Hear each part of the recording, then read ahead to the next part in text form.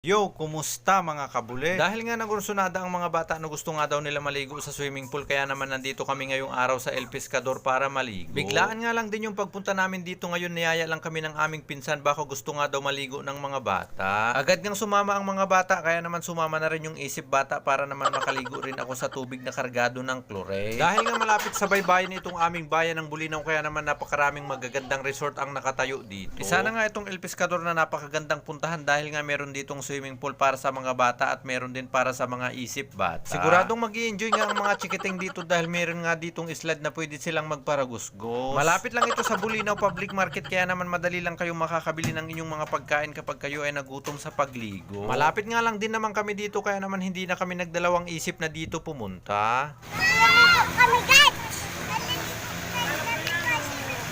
Ay, naliligo sila. Habang naliligo pa nga ang mga bata ay may nakita pa ako ditong babala dahil madulas nga daw kapag basa. Nakita ko nga rin itong dati kong matagal na nakatrabaho na sila kay. Umakyat na nga rin ako dito sa mataas na slide para makita rin natin ang view dito sa baba kapag nasa itaas. Kapag nandito ka nga sa itaas ay kitang kita talaga ang paligid nitong El Pescador, napakaganda. Matatanaw nga rin mula dito ang dagat, makikita kung saan ako namamana ng isda. Oh yeah, ito akong pamana ninin. Ito kami ang pangalap ng Barungrong.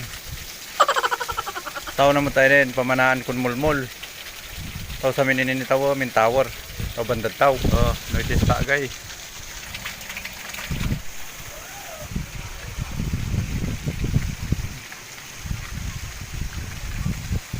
Dito nga mga kabuli ay bumaba na nga rin ako para makaligo na. Medyo mataas nga rin itong inakyat ko, kaya naman medyo nag-ingat rin ako dito sa pagbaba. Pagkababa ko nga dito ay medyo nagpahinga muna ako dahil medyo nanginginig ang tuhod ko dahil sa hagdan. In-inspection ko na nga rin itong dala naming baon, baka may nakalimutan, mabuti na lang wala. Mga bata lang naman itong mga kasama namin, kaya bumili na lang kami ng mga pagkain pambata, stick o tsaka pizza. May baon din pala kami ditong jams cookies na ang laman ay banana cue. Nagbaon na nga rin kami dito ng ice cream na ang laman sa loob ay binilad na mais, na ang tawag sa amin dito ay popcorn na pinalkang. Yan nga lamang lahat ang mga baon namin dahil hindi naman kami dito manananghalian, parang panawid gutom lang. Tinawag ko na nga rin muna itong mga bata, baka nagugutom na ako para masimulan na naming magmerienda. Nagmerienda na nga rin muna ako bago maligo, baka maubusan ako ng mga bata. Sinadya nga namin pumunta dito ng maaga-aga para maligo, para wala pang masyadong tao. Hindi naman sa takot kami sa maraming tao, natatakot lang ako baka matakot sila sa akin. Nang makontento na nga rin ako sa mga nakain ko ay naligo na nga rin ako. Pagpasensyahan nyo na rin nga mga kabulay dahil maiksi lamang itong video dahil ito ay bigla ang lakad lamang. Bago maluma ang lahat, gusto ko nga lamang ulit magpasalamat